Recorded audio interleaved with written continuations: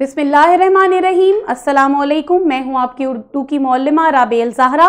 आज हम पढ़ेंगे शशम जमात से सबक हम्द, और हम्द में आज हम करना सीखेंगे अशार की तशरीह लिखना। हमारा हासिल ताल्लुम है कि आप नज़्म हम्द के अशार की तशरीह कर सकें। उससे पहले, आगे बढ़ने से पहले, मैं चाहती हूँ कि आप अपनी किसी पसंदीदा हम्द से चंद अशार की तशरीह कीजिए। आपके सामने मैंने आपकी पसंदीदा नज़्म के अशार लिखे हैं। ये वो हम्द है जो आप गुज़िश्ता जमातों में पढ़ चुके हैं। मेरे मौला मेरे दाता, हर एक का है तुझसे नाता, सारी दुनिया तूने बनाई, फूलों और फलों से सजाई। वीडियो को रोकिए और काम मुकम्मल कीजिए। आगे बढ़ते हैं। आगे बढ़ने से पहले हम देखेंगे नज़्म हम्द के अशार की तशरीह करने का सही तरीका क्या हो सकता है। शेर व शायरी में तशरीह अमूमन इसलिए की जाती है कि शेर में पोशीदा मानी व मफहूम को आसानी से समझा जा सके। नज़्म हो या गज़ल, हर शेर अगले शेर का तसलसल होता है। ख़ास तौर पर नज़्म में हर शेर अगले शेर का तसलसल होता है, जबकि गज़ल में हर शेर दूसरे शेर से मुख्तलिफ होता है। यूं हम तशरीह के ज़रिए से शायर का मतलब और बात पूरी आसानी से समझ सकते हैं। तशरीह करने से पहले शेर को बगौर पढ़ें, नए और ख़ास अल्फाज के मानी लिखें, फिर उन मानी को इस्तेमाल करते हुए अशार की तरतीब के मुताबिक जुमले तहरीर करें। इस तरह हम शेर की तशरीह की तरफ पहुंच जाएंगे। आगे बढ़ते हैं। शेर की तशरीह करने का तरीका या उसके मराहिल। सबसे पहले आप नज़्म का नाम लिखते हैं, फिर शायर का नाम लिखते हैं, फिर हरे लुगत, फिर मफहूम, फिर तशरीह। आगे बढ़ते हैं। देखिए, तशरीह करते वक्त आपने शेर को सबसे पहले ध्यान से गौर से पढ़ना है। पढ़ने के बाद आपने उसके अल्फाज के मानी अखज़ करते हुए उसे दोबारा पढ़ना है। फिर शेर का मफहूम अखज़ करना है। मफहूम अखज़ करते हुए शेरी मुहासिन को भी आपने बगौर देखना है। उसके बाद इन तमाम मराहिल की रोशनी में आप शेर की वजाहत लिखेंगे। आगे बढ़ते हैं। मिसाल के तौर पर मैं आपके सामने हम्द के दो अशार पेश कर रही हूं और इनकी तशरीह करके दिखाऊंगी। रहम कर मुझ पर मेरे परवरदिगार, है करम दुनिया पे तेरे बेशुमार, दो जहां का पालने वाला है तू, हर मुसीबत टालने वाला है तू। रहम कर यानी मुझ पे अपनी रहमत नाजिल कर, परवरदिगार पालने वाले, करम है नेमतें हैं, बेशुमार अनगिनत, दो जहां दोनों जहानों का, हर मुसीबत टालने वाला मुसीबत से बचाने वाला।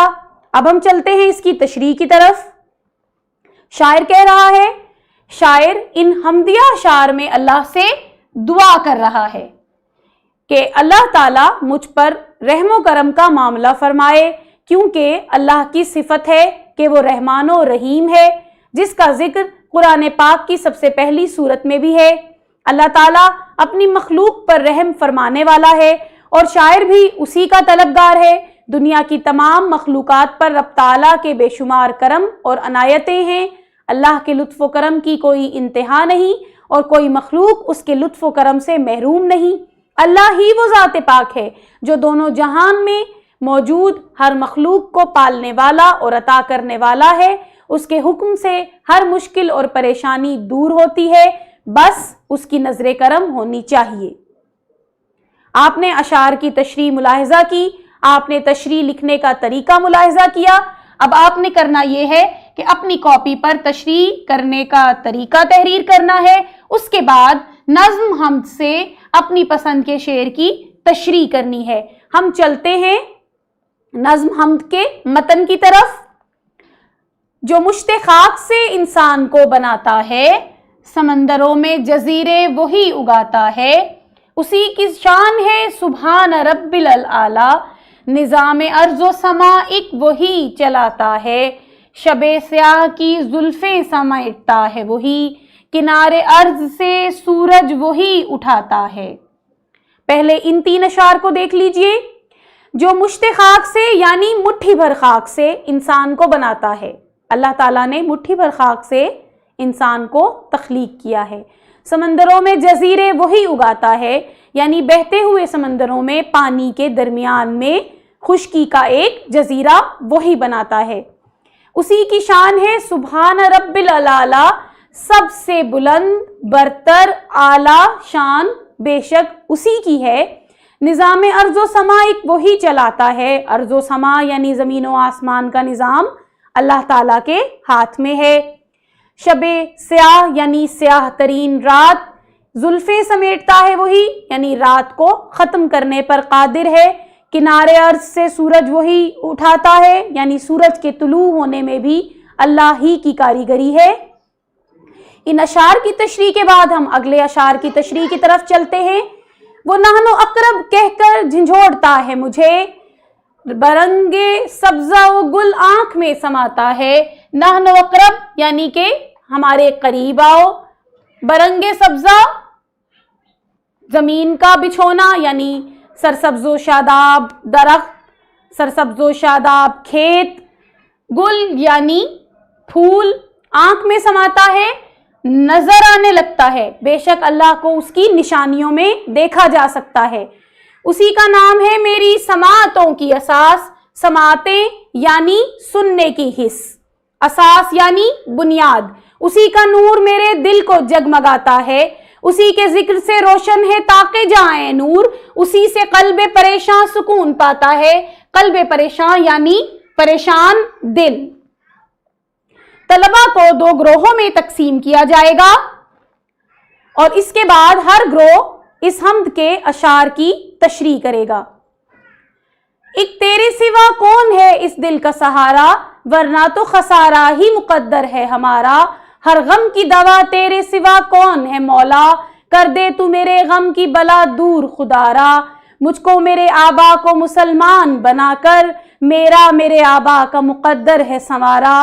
کر دے عطا مجھ کو اپنے قرب کی خلوت، دنیا تو سمندر ہے تو خاموش کنارہ. بخشش کا طلبگار ہوں اے مالک و مختار، ایک عرصہ حیات ہے غفلت میں گزارا. ایک چاک گریباں نے لگایا ہے یہ نعرہ، ہم تیرے ہیں تیرے تو ہمارا ہے ہمارا. ذیل میں دیے گئے اشعار کی تشریح کیجئے. ویڈیو کو روکیے اور کام مکمل کیجئے. اب آپ نے گھر سے کرنا یہ ہے کہ حمد کے کوئی سے 3 اشعار منتخب کر کے ان کی تشریح اپنے والدین کو سنانی ہے. شکریہ.